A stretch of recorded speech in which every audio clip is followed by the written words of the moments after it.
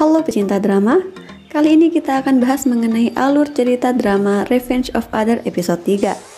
Drama dimulai dengan Sohyun mengarang alasan untuk Chanmi yang melihatnya saat dia melarikan diri setelah menghukum Jungkyung. Chanmi melihat darah di sepatunya, tapi tidak banyak bertanya dan keduanya pergi dari sana. Tapi Sohyun tidak bisa berhenti memikirkan apa yang dia lakukan dan pertemuannya dengan Chanmi.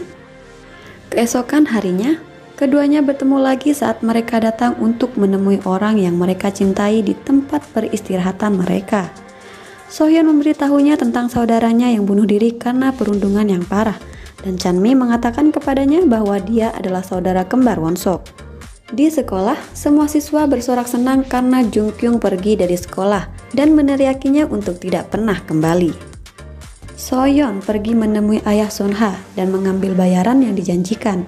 Di tempat lain, Chanmi bertemu dengan Osang dan mencoba berbicara tentang Wonsok tetapi tidak dapat memperoleh informasi apapun tentang kakaknya. Chanmi mengikuti Osang untuk mengembalikan ponselnya yang ketinggalan, namun bukan Osang yang keluar, melainkan Jihyun. Jihyun terkejut dan marah pada Osang. Dia memberitahu untuk memperbaiki situasi dan memastikan Chanmi tidak memberitahu siapapun tentang status mereka saat ini.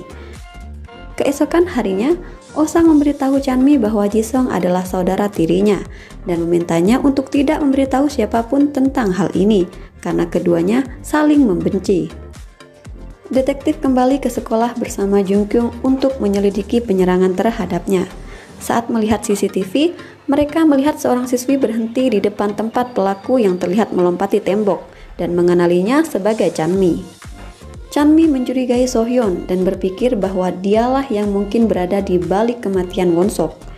Dia pergi ke rumahnya dan melihat pintu terbuka, jadi dia masuk dan melihat sekeliling. Dia menemukan sepatu dengan sisa darah yang dipakai Sohyun pada malam itu. Chanmi membawa sepatu itu diam-diam, sementara Sohyun menyadari keberadaannya dan mengetahui apa yang telah dia lakukan. Detektif mulai mencari informasi melalui Chanmi dengan menunjukkan rekamannya, tetapi dia tidak memberitahu apapun kepada detektif selain fakta bahwa dia bertemu Sohyun. Hal yang sama juga dilakukan kepada Sohyun. Dia mulai diinterogasi. Sohyun juga tidak banyak bicara selain bertemu Chanmi dan berolahraga malam itu.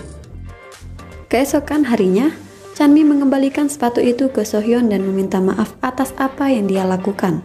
Sohyun memberitahunya bahwa orang di balik penyerangan Jungkyung bukanlah orang yang membunuh kakaknya. Di tempat kerja, Sohyun membungkus sarung tangannya dengan plastik dan membuangnya ke tempat sampah. Saat dia kembali, dia bertemu dengan detektif wanita yang sedang bermain dengan suaminya. Sohyun terkejut melihat suami detektif itu yang ternyata adalah dokternya. Episode 3 ini diakhiri dengan Chanmi menerima catatan yang isinya dia diminta untuk pergi ke auditorium. Sesampainya di sana, bukannya kebenaran yang ia dapatkan, melainkan ia diserang oleh seseorang menggunakan batu bata dan dibuat pingsan. Si pelaku ini memanfaatkan kondisi Chanmi. Dia membuka ponsel Chanmi untuk suatu rencana.